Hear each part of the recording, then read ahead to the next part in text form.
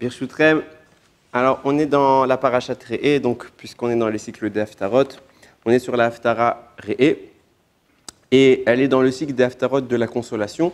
Donc on a vécu malheureusement Tisha B'Av, qu'on espérait évidemment, comme tous les ans, ne pas vivre, mais on l'a vécu et les prophètes ont attribué plusieurs paroles prophétiques, hein, évidemment, c'est pour ça que j'ai précisé prophètes, qui sont de la consolation, qui sont des annonces de ce qui se passera, puisqu'on a détruit, Hachem parle immédiatement de reconstruire, donc de ce qui se passera à l'époque de la reconstruction du temple. Et c'est exactement ce que fait la Haftara Re'e, puisque tout de suite, on nous dévoile là-bas quelques, j'ai envie de parler d'utopie, puisqu'on parlera de la paix, de tout ce, c'est une sorte de poésie qui est un peu évoquée sur la beauté que sera le monde en cette période-là.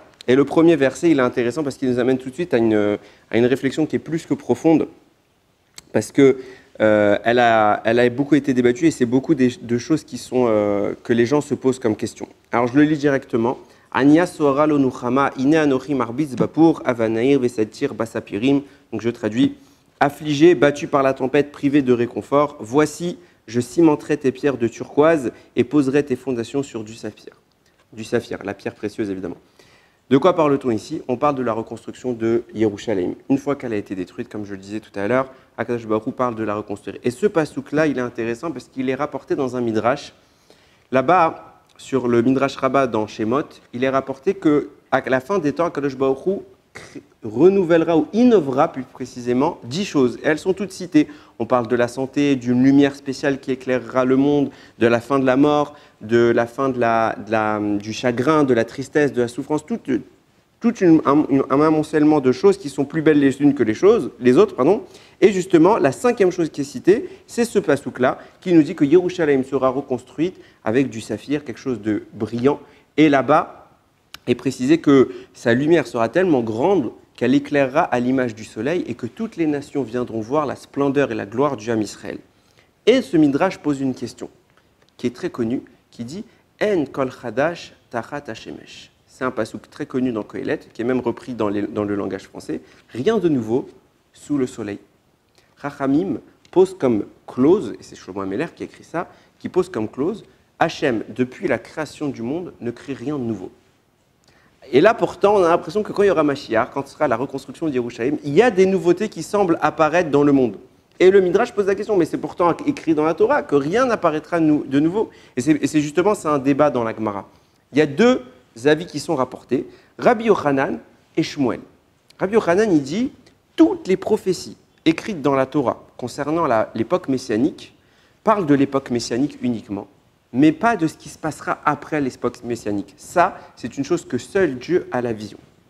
Le reste de l'humanité, enfin l'humanité en général, n'a absolument pas accès à la grandeur qui sera là-bas dévoilée.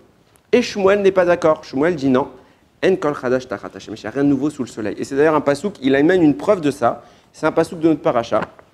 Il écrit Lo yerdal evion mikirev haaretz. Le pauvre ne disparaîtra pas du monde. Prouvant que quoi? La Torah atteste que même à la fin de l'histoire, puisqu'on est toujours dans le monde, il y aura des pauvres. Donc le monde ne changera pas. Et Shmuel atteste, le monde ne changera jamais. La seule chose qui changera quand il y aura Mashiach, c'est qu'il n'y aura plus d'oppression des royaumes, des goyim qui seraient opposés au Ham Israël. Donc c'est une sorte de débat qui s'installe là-bas. Qu'est-ce qui changera à l'époque de Mashiach? Et ça, c'est la grande question. Qu'est-ce qui changera? On se pose tous la question. Nous-mêmes, on a des fois les yeux qui brillent quand on parle de Mashiach, mais qu'est-ce qu'il y aura de nouveau? Qu'est-ce qu'il y aura de pareil? Qu'est-ce qu'il y aura un semblant est-ce qu'il y aura un tronc commun avec notre histoire, notre manière de vivre? Et on n'a pas réellement la réponse. Et justement, ce midrash là-bas semble poser la question et semble dire qu'il y aura 10 nouveautés. Seulement, lorsque la Gemara évoque ce sujet, elle ramène une histoire avec Rabban Gamliel qui parle de nouveautés également. Elle parle également là-bas des arbres qui donneront des fruits beaucoup plus régulièrement, des femmes qui n'auront plus les difficultés pour l'enfantement, à peine qu'elles auront conçu l'enfant, qu'il sera né, ils pourront en une ou deux minutes avoir leur enfant dans les bras, sans avoir à attendre les 9 mois. Et là-bas, lorsque Rabban Gamliel fait cet enseignement, un de ses élèves ricane et lui dit, mais l'air de dire que Rabban Gamliel dit n'importe quoi, il lui dit, mais pourtant, il n'y a rien de nouveau sous le soleil, c'est un passage de la Torah.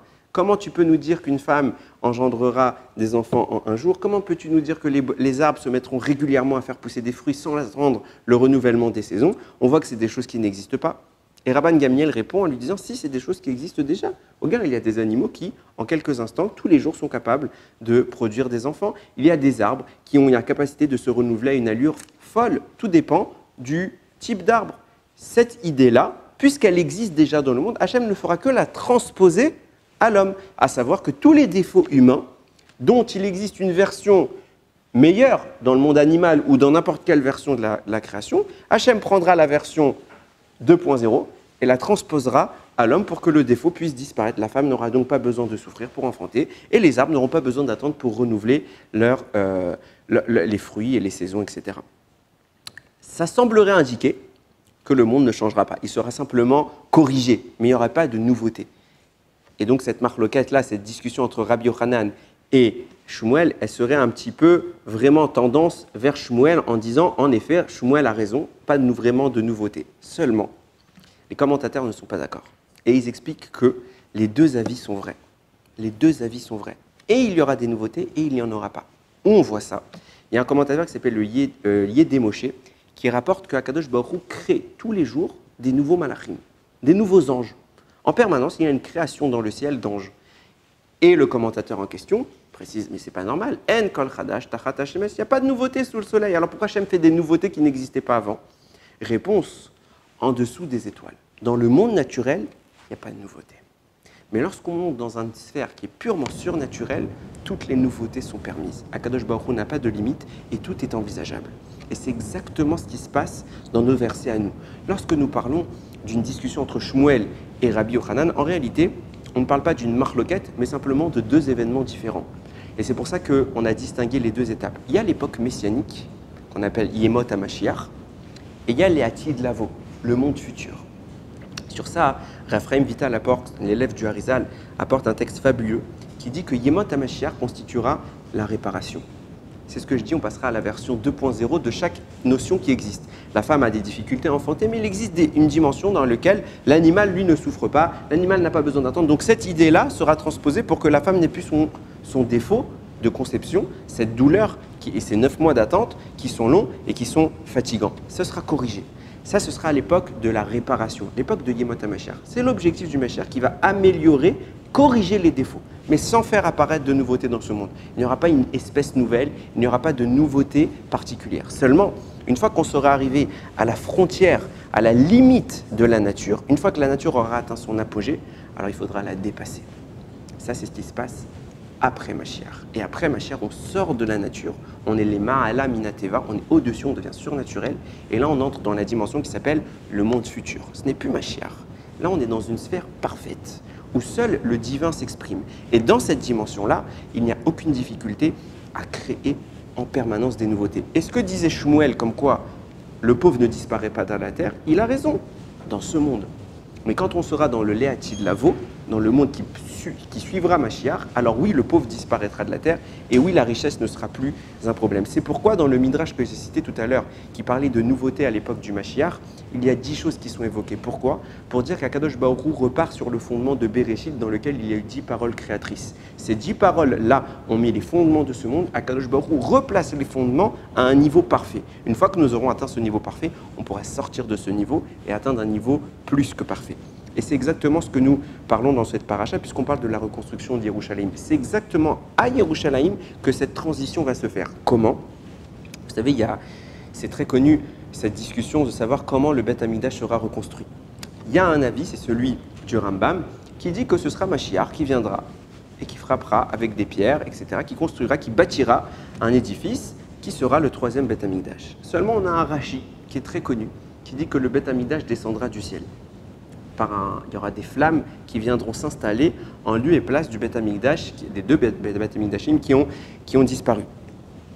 Et donc cette contradiction, elle est apparente et on a plusieurs manières de répondre. Celle que je trouve la plus pertinente, parce qu'elle rejoint surtout notre propos, c'est celle du Aruch Laner qui répond comme ça. Encore une fois, les deux ont raison, simplement qu'on va sortir du cadre de la nature. Premier avis, celui du Rambam, celui de dire qu'on construira un Beth Amikdash de pierre fait par l'homme. Ça, ce sera un peu l'habit, le corps du Beth Amikdash. Mais comme chaque être humain a un corps et une neshama, le Beth Amikdash aussi, il a un corps et une neshama. Quel est son corps? Ce seront les pierres que le Mashiach sera chargé de mettre en place. Quelle sera sa Neshama? Il existe un deuxième Beth Amikdash, celui qui est en haut. Il y a écrit on le dit tous les Shabbats, Yerushalayim abenuya kiir shirubera lairdav. La Yerushalayim reconstruite, c'est comme la ville qui lui est jumelée. Et la Gemara pose la question, il existe une autre Yerushalayim? Réponse oui. Il y a le Yerushalayim en bas, il y a le Yerushalayim d'en haut. Le Yerushalayim terrestre, le Yerushalayim céleste. Et qu'est-ce qui se passera à la fin des temps? Akadosh Baruch Hu attendra de l'homme de monter la création à son sommet en créant un Yerushalayim terrestre. Et à ce moment-là, il fera fusionner le Yerushalayim céleste. C'est pour ça qu'un Beth Amikdash de flamme descendra du ciel et il s'habillera littéralement dans le Yerushalayim, dans le Beth Amikdash construit par le Mashiach, pour que justement la frontière entre le monde matériel que nous connaissons et le monde spirituel qui nous attend, elle s'amenuise, elle disparaisse, et puis qu'on puisse sortir du monde de Mashiach, de l'ère messianique, pour entrer dans le Léati de Lavo, dans le monde futur, celui-là même où il n'y a plus de difficulté à créer du nouveau. Et c'est exactement ce que nous promet cette consolation de Ania Sora, de cette Haftara de Ré. Regardez exactement la paracha, dit Ré Anochi. Voici que Noten lifnechem ayom beracha ukla, je vous donne la bracha et la klala. C'est ça le secret. C'est exactement ce qui est dit dans notre Haftara. Si vous respectez les Torah mitzvot, alors l'utopie s'installera. L'utopie brisera la réalité. L'utopie fera régner Akadosh Baruch Hu en tant que maître sur le monde, sur l'âme Israël en priorité, mais également ça s'étendra sur le monde. Et si malheureusement on ne respecte pas cette règle, alors ça risque de repousser un petit peu. Nous, on est confiants.